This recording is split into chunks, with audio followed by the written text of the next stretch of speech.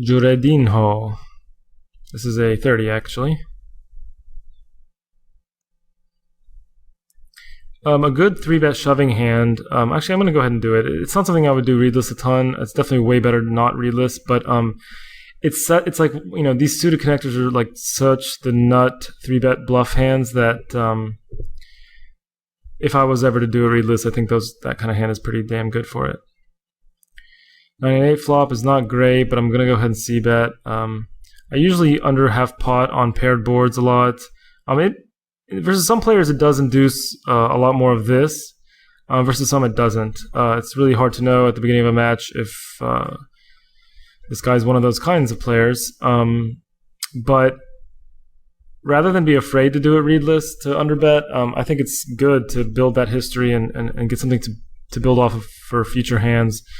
Because if he does 3-bet bluff a lot on that size, then I can obviously exploit the hell out of that. So it's not necessarily that bad of a thing if he does that.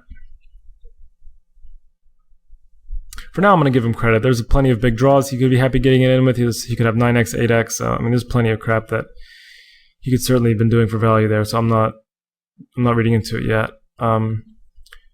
Definitely calling the flop here. Pretty much, I don't know. If he bets the turn, it'd be interesting because it's not a good barrel card. His turn betting range should be mostly ace-x and maybe some strong 10x.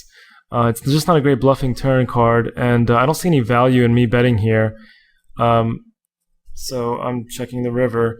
I think I'm not even sure if I would have called or folded to a river bet there.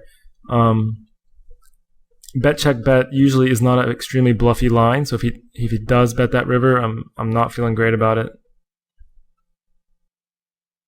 Jack 7's towards the bottom end of my defending range of the stack size. I think it's a little bit thin. I don't feel like 3-bet bluffing him again in the spot pre, just because over a small sample I've already done it once or twice, and he might just not appreciate that. Definitely not a good board to defend or bluff on that last flop. Ace high flop, 20 big blinds deep. If I'm not 3-betting pre, it's almost impossible for me to have an ace. Whether or not he knows that, don't know, but it's pretty intuitively understood by large percentage of the world. I would shove this against a wider opener. He's now opened 50 of his 6 buttons. Small sample, but he's certainly not the most aggressive guy ever. So I don't mind just folding king 4. He's been a little bit tight out of position. I won't be shocked if that changes soon, but I'm going to be a little bit more aggressive, like with queen 4 off there. It's not a very standard. It's not a mandatory min raise at this stack depth, I should say. I was contemplating min raising here, but since this guy hasn't 3-bet me yet, that's really the best. We want a hand like 4s to be all in pre-flop. We don't want it to be.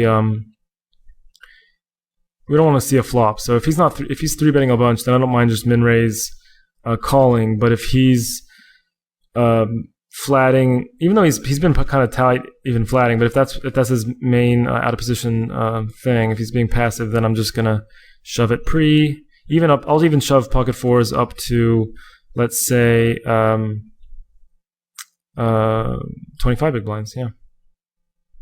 So basically, at any stage of a hyper turbo, I'm happy to just shove it.